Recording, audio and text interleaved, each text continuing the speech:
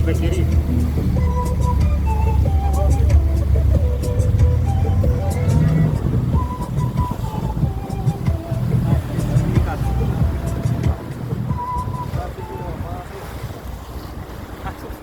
And that's my favorite monument here in the river. It's called in Portuguese Padrão dos Descobrimentos.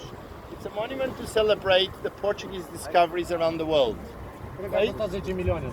It was built in 1940, but it was made of wood and metal for a big art fair that happened in the capital. And it was the centerpiece. And it was such a success that they decided to perpetuate by making it in stone.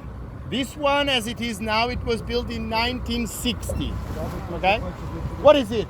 A boat, 32 figures, 3 sails, and the Portuguese flag. And you can take a lift to the top to see the view. There's someone over there. Can you see an elbow sticking out?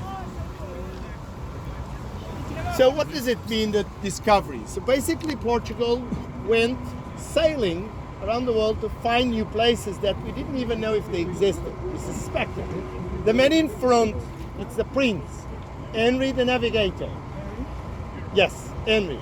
He was a Portuguese man that founded the first sailing academy with the technique of sailing against the wind. But he couldn't do it without the help of his big supporter, his mother, the queen. It's the only female figure in the monument. Can you spot her? It's in the front. No, in the back. In the back, yes, that's it. That's the mother, Queen Mother. Oh my God. Her name is Philippa de Lancaster. It's an English queen that married a Portuguese king. Because you know, the English and the Portuguese have the oldest alliance in the Atlantic. Basically, they were the biggest pirates in the sea at that time. That's why they did an alliance, so they don't kill each other all the time. So this monument, behind Henry, you've got everybody that was fundamental for the Portuguese discoveries in different ways. You see the man with the paper hanging down between his legs with the cross. He's Luís de Camões. He's the poet that wrote Odisseia, the whole story about the Portuguese discovery. Then you've got the bishop, a priest, a mathematician, an astronomer, a sailor, a slave.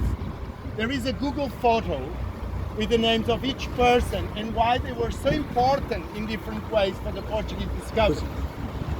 Henry the Navigator never actually sailed because he suffered from severe seasickness. So he prepared everything from land. He built the ships and he created the cruise for the Portuguese discovery. Behind this monument on the ground, he's drawn on the floor, he's drawn the biggest compass in the world, showing the places where the Portuguese have been and the dates. So as you can see, the monument has different people on this side. You've got Cristóvão Colombo, Vasco da Gama. You see the one holding the circumnavigation instrument? That's him. But on Google, you've got the names of each person. If you put Padrão dos Descobrimentos, it has the name of each person and why they were so important. And now we're going to go. Hold on.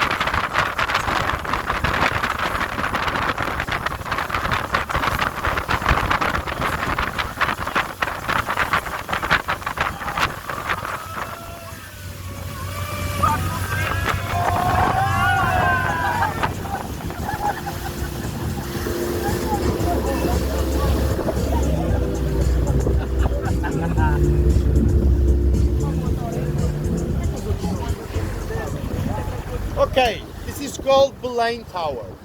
It's one of the most visited monuments in Portugal. It's a museum. Last year it got 1,100,000 people inside. It was built in Și cu mine să mai face I'm hungry.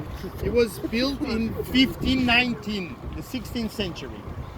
It's a fortress with the shape of a warship of that time. There used to be one just like that across the river, but did not survive the earthquake we had in 1755. So Belém Tower was the second line of defense for the capital. Lisbon was never invaded by the water. It was always from land, from the side of our cousins, the Spanish. So the architecture style is Manuelino. Inside is empty, and it's basically the lower windows were full of cannons. And when the enemy would try to penetrate, they would shoot them under the water line, both fortresses at the same time, so the ships would sink and they could not progress up the river. Okay? And if you look to your left side, can you see a sailing boat in your horizon? And then a little bit left side of the sailing boat, can you see an island? To the left, no, to the left, to the ocean, yes. That lighthouse is called Bugio. It's another fortress that was built 40 years later after Belém Tower. In front of it to the right, there is another lighthouse in a big fortress. That line is the first line of defense for the capital. And also the line that defines the end of the river Tagus and the beginning of the Atlantic Ocean. So that's the way to go to America. Okay? Yes, 2 weeks, non-stop. Yeah, another question. What's the speed you are driving the boat? Speed? Yeah. The speed that we are allowed at this time when we are in a group. So if you want to go faster, you have to come privately. No, which one? Sorry? Which want speed? no number. What speed are we going? Full. Well done. Okay, and off we go again. Ah, that's it. Music, maestro.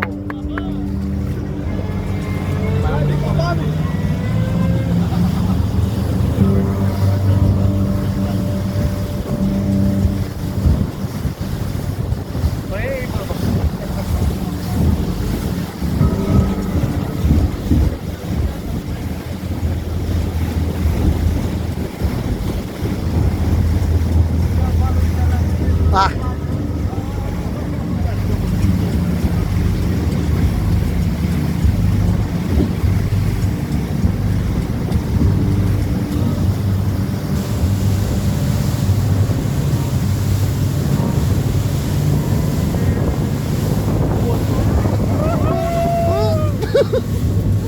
Stai jos! Aoleu, nu poți!